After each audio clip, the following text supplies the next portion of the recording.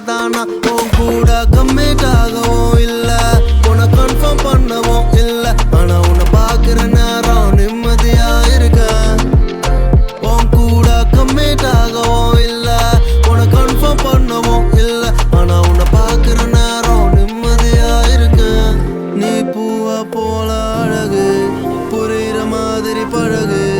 பிடிக்கலனா விலகு பிடிக்கலனா சொல்லிட்டு நீ கிளம்பு நீ பூவா போல அழகு புரியுற மாதிரி பழகு பிடிக்கலனா விலகு பிடிக்கலனா சொல்லிட்டு நீ கிளம்பு